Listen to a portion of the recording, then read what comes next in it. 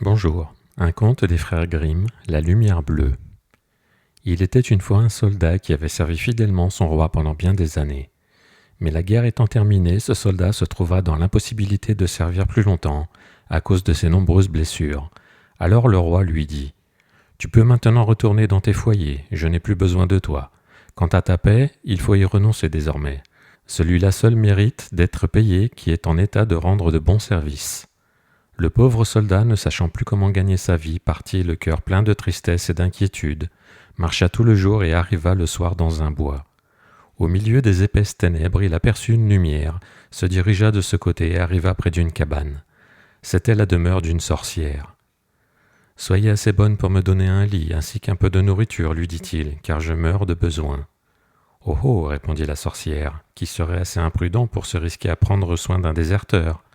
Cependant, je veux être charitable et te recevoir, à condition que tu fasses ce que je te demanderai. »« Que désires-tu donc ? demanda le soldat. »« Je désire que demain tu me bêches mon jardin. » Le soldat s'engagea à le faire. Le jour suivant, il travailla de toutes ses forces, mais il lui fut impossible de finir avant le soir.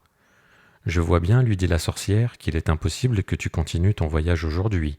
Je consens à te garder une nuit encore, à condition que demain tu me scies et coupes en petits morceaux une corde de bois. » Le soldat employa à ce travail la journée entière, et quand le soir fut venu, la sorcière lui offrit de rester encore une nuit. « Demain, lui dit-elle, tu n'auras plus qu'une très petite besogne à faire pour moi. Derrière ma demeure se trouve un vieux puits où il n'y a plus d'eau depuis longtemps. Ma lumière y est tombée. Elle donne en brûlant une flamme bleue et elle ne s'éteint jamais.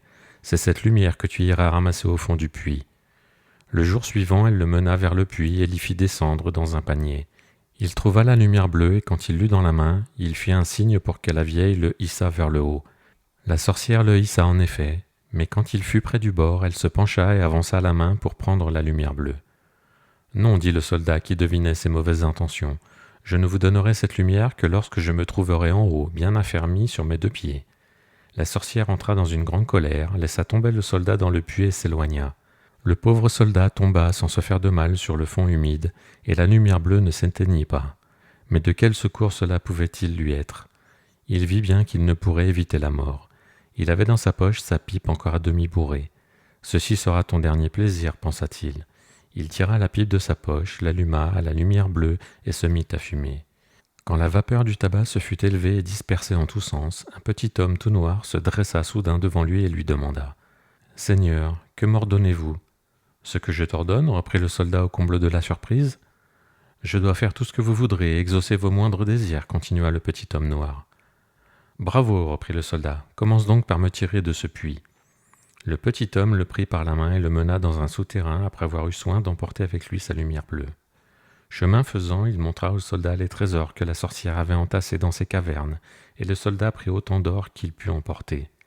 Quand ils furent parvenus à la surface du sol, le soldat dit au petit homme : « Maintenant, entre chez la vieille sorcière, attache-la et mène-la devant les juges. » Quelques moments après, la sorcière arriva au galop sur un chat sauvage aussi prompte que l'éclair, et le petit homme partit derrière elle, puis il s'écoula encore quelques instants au bout desquels il revint. La sorcière avait reçu le traitement qu'elle méritait. « Seigneur, qu'ordonnez-vous maintenant ? demanda le petit homme. « Rien pour le moment, répondit le soldat. Tu peux t'en aller.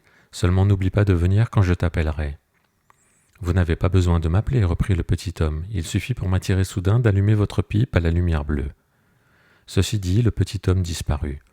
Le soldat retourna dans la ville d'où il était venu. Il descendit dans le meilleur hôtel, se fit habiller très élégamment et ordonna à son hôte de décorer ses chambres avec tout le luxe possible.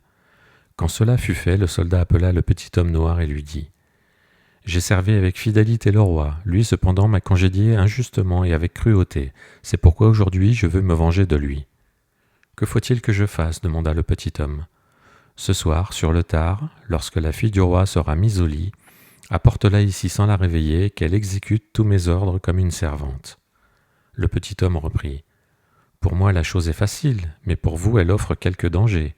Si l'aventure vient à se savoir, il pourra vous arriver malheur. » Quand minuit sonna, la porte tourna sur ses gonds et le petit homme entra, portant sur ses épaules la jeune princesse.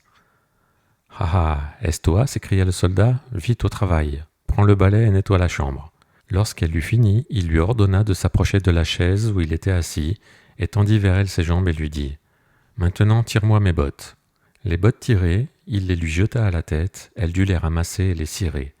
Cependant, elle exécutait tous les ordres donnés par le soldat avec soumission, sans même lever les yeux et sans protester. Au premier chant du coq, le petit homme la ramena au palais du roi et dans son lit de princesse.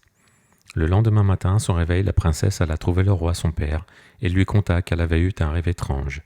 « Je me sentis transportée à travers les rues, dit-elle, avec la rapidité de l'éclair, et je fus déposée dans la chambre d'un soldat à qui je dus rendre tous les services de la plus humble servante, balayant la chambre, nettoyant les bottes, en un mot faisant les ouvrages les plus rebutants.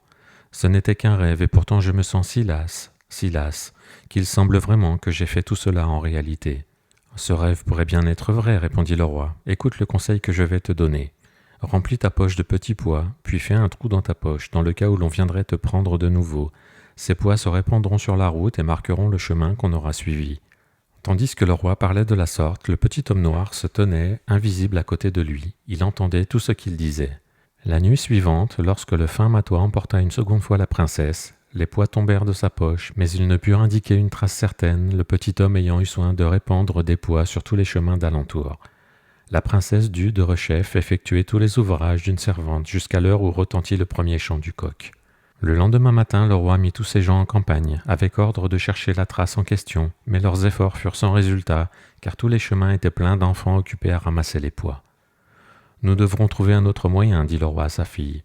Quand tu te mettras au lit, aie soin de garder tes souliers, puis, avant de revenir de la maison où tu auras été conduite, cache en lieu sûr un de ces souliers, je me charge de le retrouver. » Le petit homme noir entendit ces paroles, et comme, dans la soirée, le soldat exprimait le désir d'avoir de nouveau la princesse pour servante, il tâcha de le dissuader de ce projet en lui disant qu'il ne connaissait aucun moyen de déjouer la ruse du roi, et que si le soulier de la princesse était trouvé chez lui, son affaire ne serait pas bonne. « Fais ce que je t'ordonne, reprit le soldat.